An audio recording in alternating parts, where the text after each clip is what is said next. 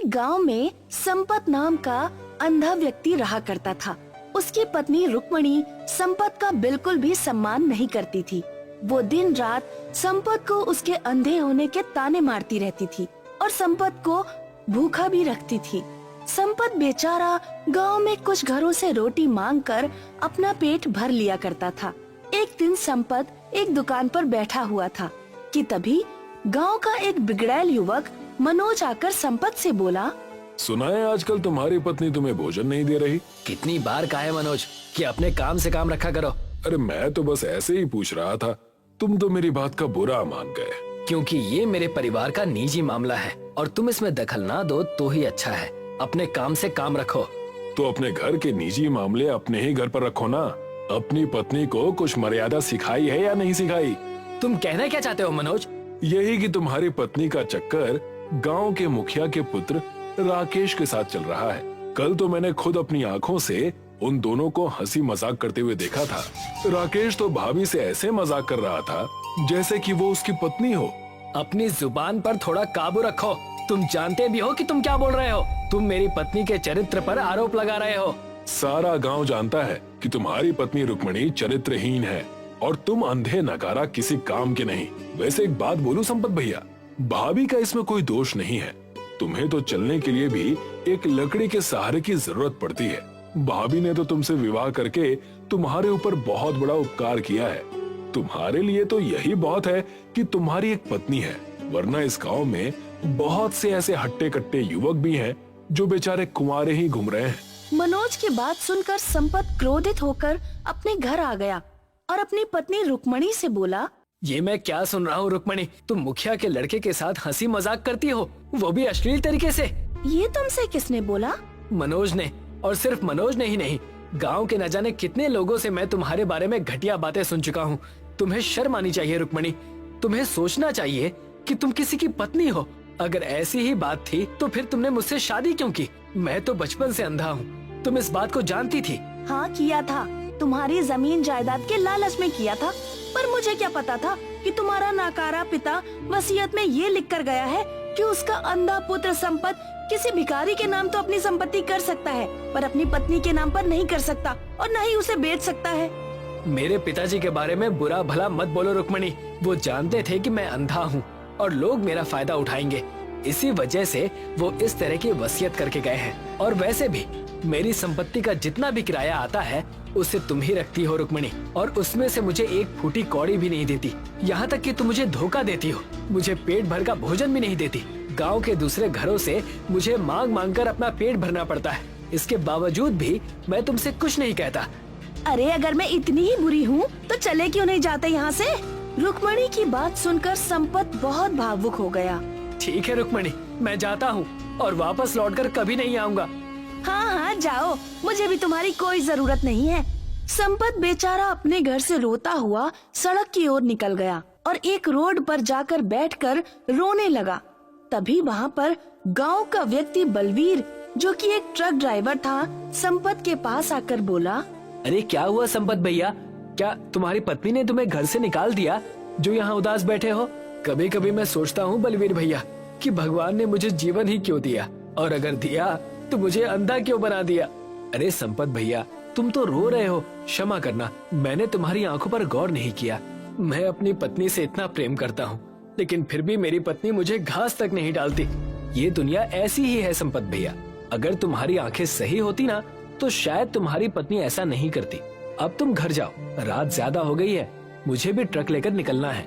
बलवीर भैया, मैं भी तुम्हारे साथ जाऊंगा। संपत भैया, मुझे बहुत दूर जाना है। मुझे गाड़ी का माल लेकर पंजाब निकलना है, और पंजाब यहाँ से 2000 किलोमीटर दूर है। तुम थक जाओगे। नहीं बलवीर भैया, मैं कुछ महीने अपने गांव और अपने घर से दूर रहना चाहता हूँ। कृपया करके मुझे भी अपने साथ ले चलो, या फिर तुम भी मुझे इस गांव के लोगों की तरह बोझ ही समझते हो। कैसी बातें कर रहे हो संपत भैया? भला मैंने तुम्हें कभी बोझ समझा है क्या? अरे मेरी पत्नी जब भी रात का भोजन बनाती है ना, तो मुन्ना से बोलती है कि जाकर संपत भैया को बुला ला, उनकी पसंद का भोजन बना है। अब चलो मेरे साथ। बलवीर एक दयालु स्वभाव का व्यक्ति था। संपत बलवीर के साथ ट्रक में बैठ गया। आधी रात तक ट्रक चलता रहा। अचानक ट्रक के चारों टायर में एक ब्लास्ट हुआ। क्या हुआ बलवीर भैया? पता नहीं संपत भैया, आज तक तो ऐसा कभी हुआ नहीं। इतना कहकर बलवीर ट्रक से उतर गया और संपत भी। ये तो ट्रक के चारों टायर बुरी तरह से फट गए हैं और यहाँ पर आसपास से ट्रक भी बहुत कम गुजरते हैं। हम तो फंस गए। संपत घबराते हुए बोला। अब क्या होगा बलवीर भैया? सोचने दो संपत भैया, कोई ना कोई तो हल निकालना पड़ेगा, नहीं तो हम दोनों इस जगह पर भूखे प्यासे ही मर जाएंगे। तभी बलवीर की नजर नजदीक खड़े एक ट्रक पर पड़ी। ट्रक को देखकर बलवीर बुरी तरह से हैरत में पड़ गया।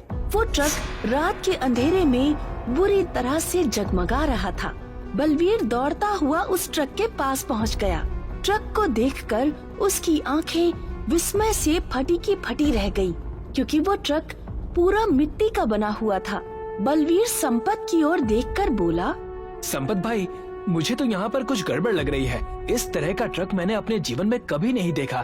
मिट्टी का ट्रक ऐसे बना हुआ है मानो जैसे कि पूरा का पूरा असली हो। ध्यान से देखो बलवीर भैया, हो सकता है इसका मालिक भी इसी में मौजूद हो। पागल हो गए हो क्या संपत भैया? कोई नहीं है यहाँ पर। तो फिर ट्रक को स्टार्ट करके देखो, हमें तो बस इस वीरान जगह से बाहर निकलना है। संपत की बात बलवीर को जच गई। बलवीर ने संपत को ट्रक के अंदर बिठा दिया। उसने जैसे ही चाबी घुमाई, ट्रक स्टार्ट हो गया। कमाल है, अजीब बात है, मिट्टी का ट्रक स्टार्ट कैसे हो सकता है? बलवीर ने गियर डाला ही था कि तभी एक बड़ा सा घेरा, जो कि दूर से बिल्कुल ब्लैक होल की तरह मालूम होता था, बलवीर के सामने बन गया और वो ट्रक अपनी फुल रफ्तार से उस ब्लैक होल में समा गया। उसके अंदर अंधेरा ही अंधेरा था। बलवीर चीखते हुए संपत से बोला। संपत भैया, तुम ठीक तो हो? यहाँ पर तो अंधेरा ही अंधेरा है, कुछ भी दिखाई नहीं दे रहा। मुझे तो डर लग रहा है। अरे बलवीर भैया, मेरे जीवन में तो पिछले 25 सालों से अंधेरा है। मैं भी किससे पूछ रहा हूँ, संपत भैया तो बेचारे स्वयं अंधे हैं। तभी बलवीर को सामने सूरज उगता हुआ नजर आया और देखते ही देखते वो ट्रक एक रोड पर जाकर खड़ा हो गया।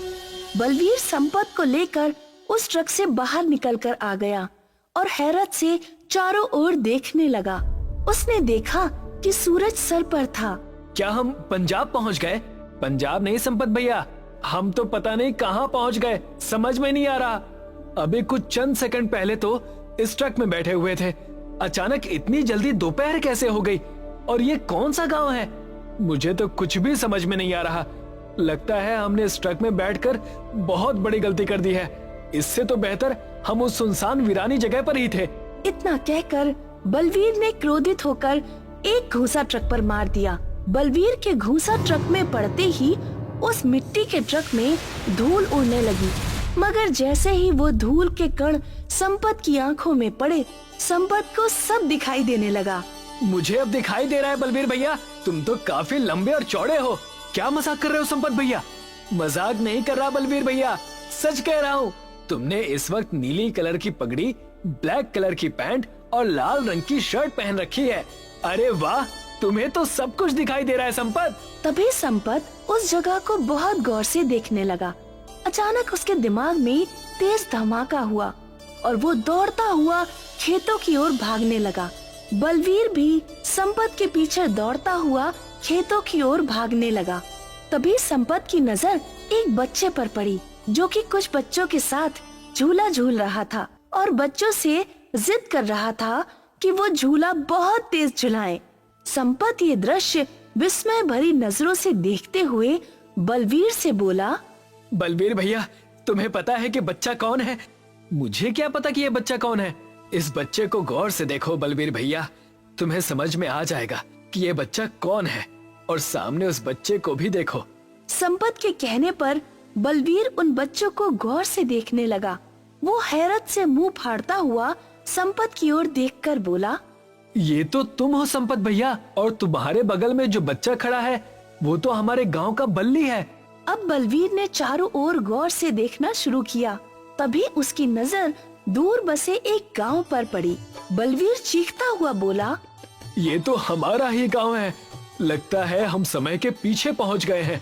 तभी संपत ने देखा कि उसके बचपन वाला रूप, जो कि झूले में बैठा हुआ तेज तेज झूला झूल रहा था। संपत दौड़ता हुआ अपने बचपन के पास जाकर बोला, घर जाओ बेटा। कौन हो तुम? मैं तुम ही हूँ। मैं तुम ही हूँ से क्या मतलब है आपका? ये मतलब कि तुम अभी नहीं समझ पाओगे, लेकिन बड़े होने के साथ साथ तुम्हें समझ आ जाएगा। कुछ देर बाद तुम इस झूले से गिर जाओगे और तुम्हारा सर उस पेड़ से टकरा जाएगा और तुम हमेशा हमेशा के लिए अंधे हो जाओगे और तुम्हारा जीवन बर्बाद हो जाएगा। तुम मेरा ही बचपन हो। मैं समय के पीछे आ गया हूँ। संपत बचपन में भी बहुत भोला था। संपत की बात सुनकर संपत का बचपन का रूप चुपचाप झूले से उतर गया और अपने सभी दोस्तों को लेकर अपने घर की ओर चला गया। तो इसका मतलब संपत भैया, तुम इसी जगह, इसी स्थान पर अंधे हुए थे? हाँ, मुझे बचपन में बहुत तेज झूला झूलने की आदत थी और एक दिन मैं गिर पड़ा और मेरा सर उस पेड़ से टकरा गया और फिर मैं अंधा हो गया। तभी धरती से कुछ रंग बिरंगी किरणें निकलने लगी और संपत और बलवीर के शरीर उन किरणों में नहा गए। वो दोनों सीधे उसी मिट्टी के ट्रक में जा पहुँचे और मिट्टी का ट्रक खुद ब खुद स्टार्ट हो गया। जैसे ही वो ट्रक स्टार्ट हुआ, सामने वही ब्लैक होल बन गया। मिट्टी का ट्रक उस ब्लैक होल के अंदर जाकर समा गया। कुछ ही देर में संपत और बलवीर उसी स्थान पर खड़े थे जहां उन्हें वो ट्रक मिला था। संपत और बलवीर तुरंत ट्रक से बाहर निकल आए। संपत को अब सब कुछ साफ साफ दिखने लगा था। लगता है तुमने वक्त को बदल दिया, लेकिन ये जादुई ट्रक यहाँ पर आया कैसे?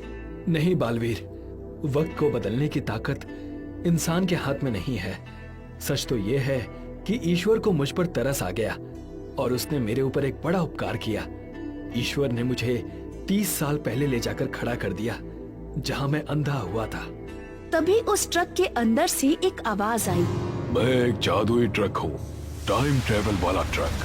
जो भी मेरे ट्रक के अंदर बैठता है वो अपने बचपन के काल में पहुँच जाता है और वो भूतकाल और भविष्य में कहीं भी पहुँच सकता है। अगर मुझे किसी और के बचपन में जाना हो और उसके भविष्य को बदलना हो तो क्या तुम मेरी मदद करोगे? नहीं, बदलाव हमेशा अच्छे नहीं होते संपत। मैं सिर्फ उन्हीं व्यक्तियों के भूतकाल में जा सकता हूँ जिनके लिए बदलाव भविष्य में बेहतर होते हैं। अगर तुम्हें किसी भी व्यक्ति की मदद करनी हो तो रात के अंधेरे में इसी जगह पर चले आना। मैं तुम्हें यहीं मिलूंगा। संपत और बलवीर अपने घर वापस आ गए। संपत की आंखों में रोशनी देखकर उसकी पत्नी रुक्मणी हैरत से बोली, अरे आपकी तो आंखों की रोशनी वापस आ गई। पता है आपको, मैंने आपको कहाँ कहाँ नहीं तलाश किया। मुझे पता है रुक्मणी कि तुमने मुझे कहाँ कहाँ नहीं ढूंढा। वैसे अभी तुम कहाँ से आ रही हो? रात भर आपका बाहर इंतजार करती रही, वहीं से आ रही हूँ। तभी संपत ने एक जोरदार थप्पड़ अपनी पत्नी के गाल पर जड़ दिया। निकल जाओ यहाँ से रुक्मणी, तलाक के नोटिस तुम्हारे घर तक पहुँच जाएंगे। मुझे तुम्हारी जैसी चरित्रहीन पत्नी के साथ और समय व्यतीत नहीं करना। तुम चरित्रहीन होने के साथ साथ एक लालची औरत भी हो। तुम रात भर मुखिया के लड़के के साथ रही हो। मुझे ये बात किसी और ने नहीं बल्कि मुखिया ने ही बताई है, क्योंकि वो भी अपने लड़के के चरित्र से बहुत ज्यादा परेशान है। रुक्मणी हाथ जोड़ती रही, मगर संपत ने अब उसकी एक भी बात नहीं सुनी। संपत ने एक दूसरा विवाह कर लिया। आज भी वो उस टाइम ट्रेवल मिट्टी के बने हुए ट्रक के द्वारा दूसरे लोगों के भूतकाल और भविष्य काल में जाकर उनकी मदद करता रहता है। मालपुरा गांव में दिनेश नाम का एक गरीब युवक रहता था। वह लकड़ी का काम करता था और उसी में मस्त रहता था। उसी गांव में एक बहुत अमीर जमींदार भी रहता था। उसका भी दिनेश की उम्र का एक बेटा था। उसका नाम तरुण था। तरुण को अपने बाप के पैसों का बहुत घमंड था और वह अक्सर एरोप्लेन में बैठकर नई नई जगहों की सैर करने का शौकीन था। वह जब किसी नई जगह की सैर करके गांव लौटता था तो गांव वालों के आगे बड़ी बड़ी डींगे हाँकने लगता था। एक दिन तरुण अपनी कार रोककर गांव वालों से बात करता है। राम राम छोटे जमींदार, कहाँ घूमने आए हैं? जहाँ अमीर लोगों को घूमना चाहिए। एरोप्लेन में बैठकर बादलों की सैर करके आया हूँ। कभी देखा है तुमने एरोप्लेन? हाँ, जमीन पर खड़े होकर आसमान में उड़ते हुए कई बार देखा है, हम तो एरोप्लेन जमीन से आसमान में उड़ते हुए ही देख सकते हैं। तुम गरीब बैलगाड़ी छाप और कर भी क्या सकते हो। तरुण गरीब गांव वालों पर यह ताना कसकर निकल जाता है, मगर गरीब गांव वालों को उस घमंडी तरुण पर गुस्सा आता है। घमंडी जमींदार का बेटा हमेशा गरीबों को नीचा दिखाने पर लगा रहता है, मानो उस उड़ने वाले जहाज में बैठने वाला दुनिया का यही अकेला आदमी हो। घमंडी हाथी है ससुरा, तभी तो इतनी लंबी नाक है। पर हम भी चींटी हैं, चींटी। इसकी लंबी नाक में घुस जाएं तो इसकी नाक में दम कर देंगे, निकम्मा कहीं का। एक दिन दिनेश का बेटा राका उससे लकड़ी का छोटा एरोप्लेन बनवाने के लिए जिद कर रहा होता है।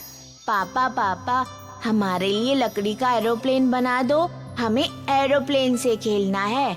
नहीं नहीं, एरोप्लेन से खेल कर क्या करोगे? मैं तुम्हारे लिए बैलगाड़ी बना देता हूँ। दिनेश की यह बात सुनकर उसकी पत्नी आशा को गुस्सा आ जाता है और वह दिनेश को खरी खोटी सुनाने लगती है। आप भी कमाल करते हो जी, बच्चा एरोप्लेन बनाने को कह रहा है और आप बैलगाड़ी बनाने पर अड़े हुए हैं। ऐसा क्यों? कहीं बच्चा एरोप्लेन से गिरकर चोट न खा ले, इसीलिए नहीं बना रहा हूँ। ये कहो ना कि जमींदार के बेटे से डरते हो। कहीं उसने तुम्हारे बेटे को एरोप्लेन से खेलते देख लिया तो वो तुमसे नाराज हो जाएगा।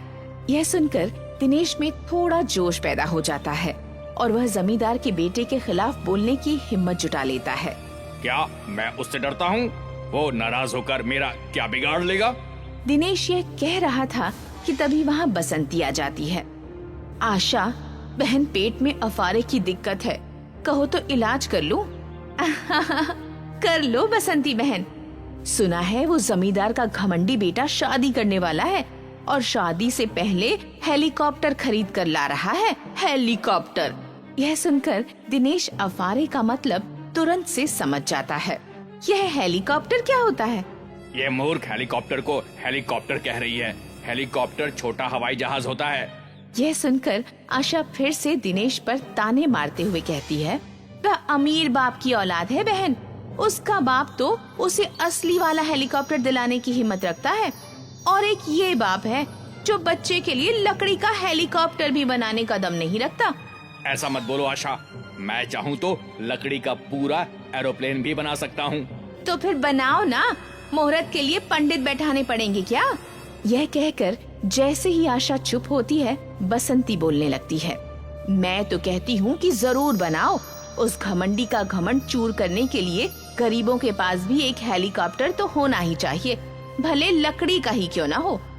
फिर जमींदार का बेटा गांव में असली हेलीकॉप्टर ले आता है और जमींदार गांव वालों को अपने घर बुलाकर समझाता है, तुम सब आज से सड़क पर बाजार लगाना बंद कर दो, क्योंकि मुझे सड़क खाली चाहिए।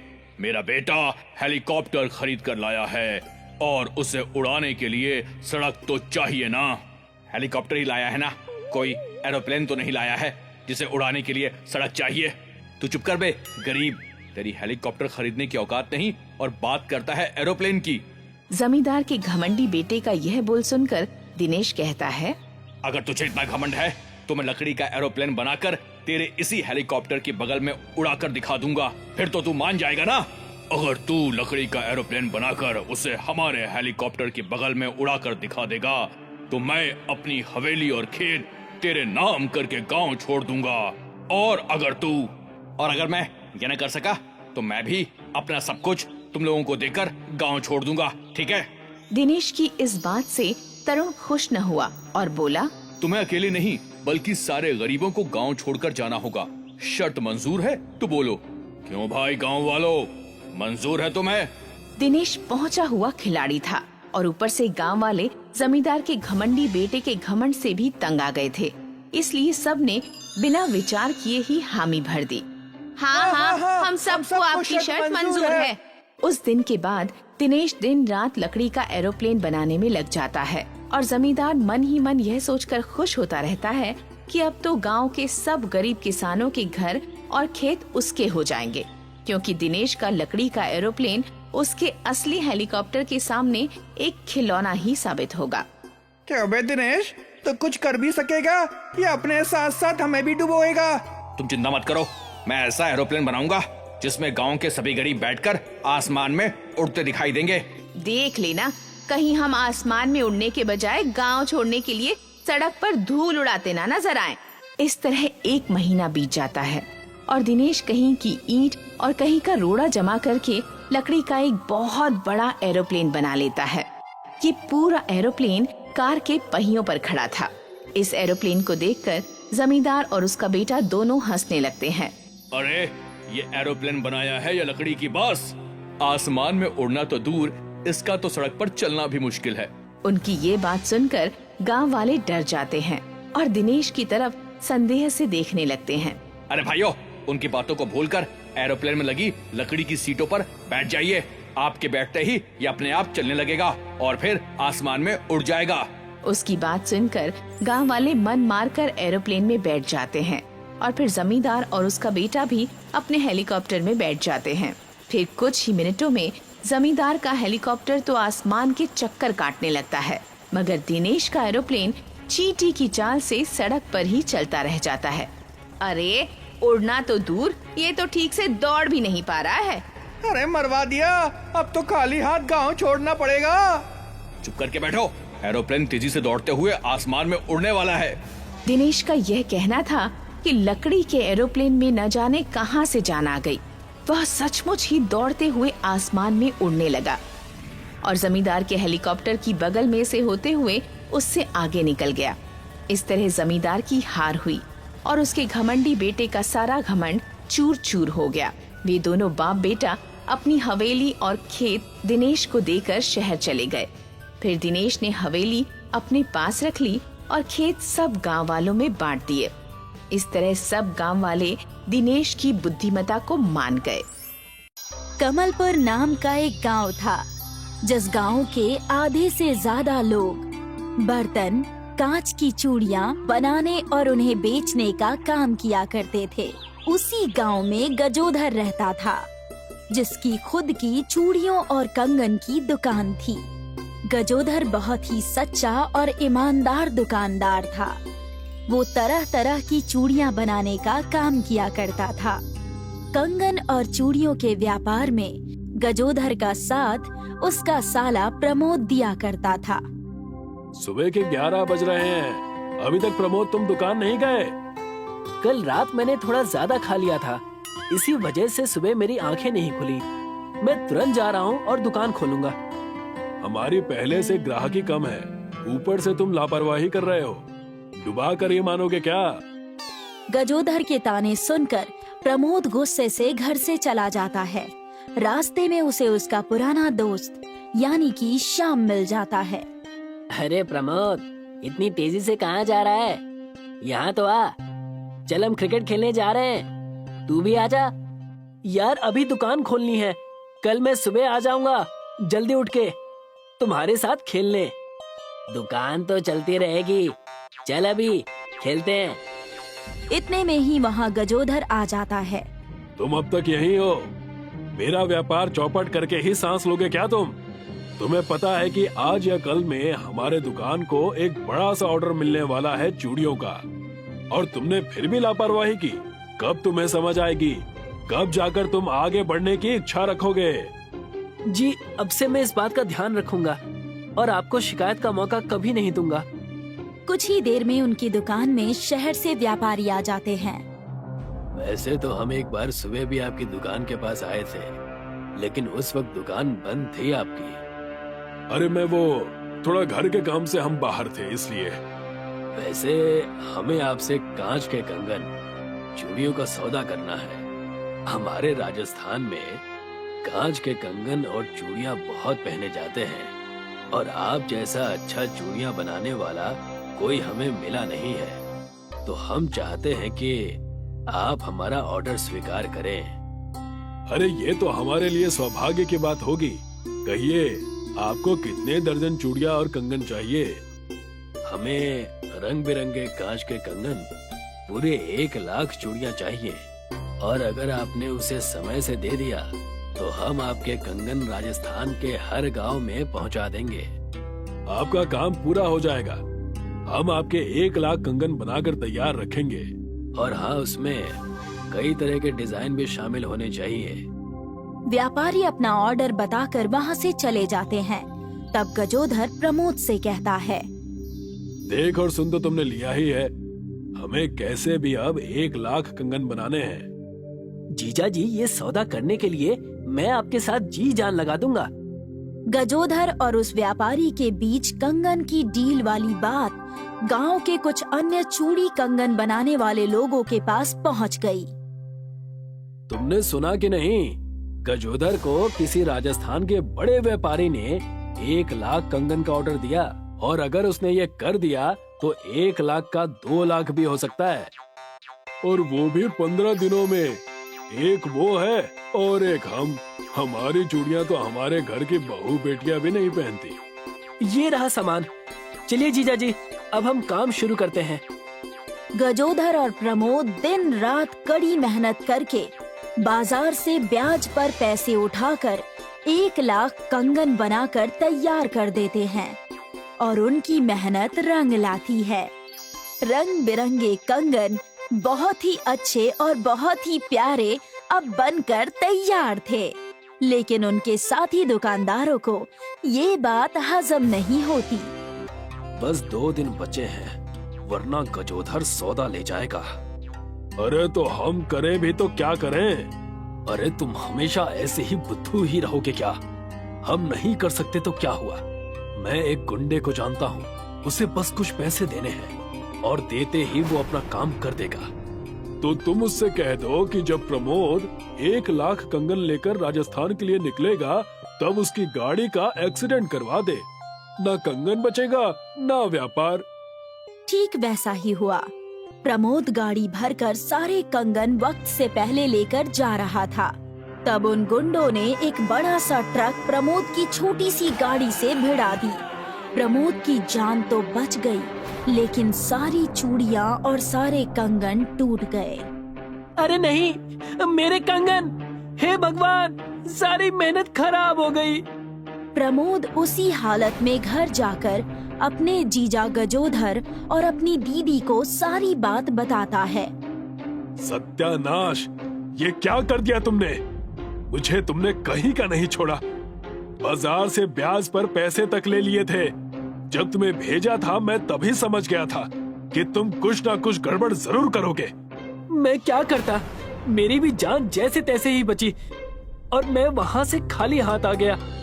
गजोधर प्रमोद की बात सुनकर गुस्से से घर से निकल जाता है। प्रमोद जानता है कि वो इन सब का जिम्मेदार नहीं है, लेकिन फिर भी वो सहम जाता है। दीदी, मेरे जीजा जी ने इतनी मेहनत की और सब कुछ मिट्टी में मिल गया। कांच के कंगन हैं, मिट्टी के तो नहीं, जो ना टूटेंगे। और कांच के कंगन बनाने में समय भी तो लगता है। जैसे ही प्रमोद ने अपनी दीदी से मिट्टी के कंगन की बात सुनी, वैसे ही उसके मन में एक विचार आया।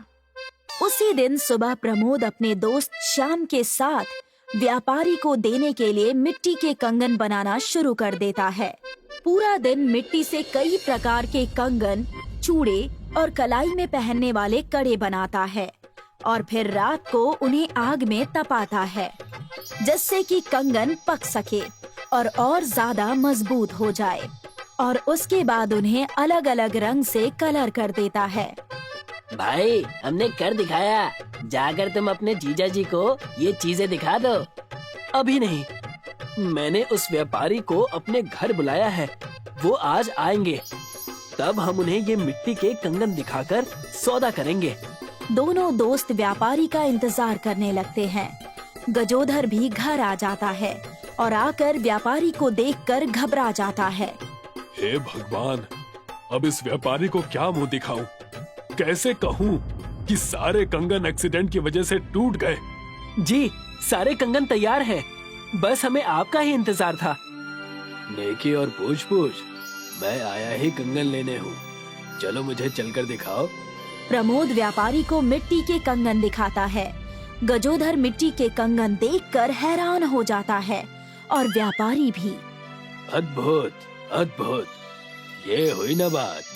हम इसी चीज की तलाश में तो थे। वाकई बहुत अच्छी कारीगरी, रंग, बनावट, सब कुछ बहुत अच्छा है। जी, बचपन से ही मिट्टी के सामान बनाने का शौक था, आज वही काम आया। मुझे ये डील मंजूर है। तुम्हारी कारीगरी मुझे बेहद पसंद आई। हमारे राजस्थान में ऐसे कंगन खूब बिकेंगे। व्यापारी के इतना कहते ही गजोधर खुशी से झूम उठता है। मैं तुम्हें हमेशा से निकम्मा समझता था, लेकिन तुम तो हीरा निकले। खुश रहो। वाकई तुम्हारा साला बहुत होनहार और बहुत ही मेहनती है। कुछ समय बीतने के बाद मिट्टी के कंगन बहुत ज्यादा प्रसिद्ध हो जाते हैं। कंगन के साथ साथ लोग कड़े, मिट्टी का घड़ा और कलाई बंद ऐसी चीजें खरीदने लगते हैं और ये सब देखकर दूसरे दुकानदारों की बोलती भी बंद हो जाती है। कुछ ही समय में गजोधर और प्रमोद का व्यापार आसमान छूने लगता है।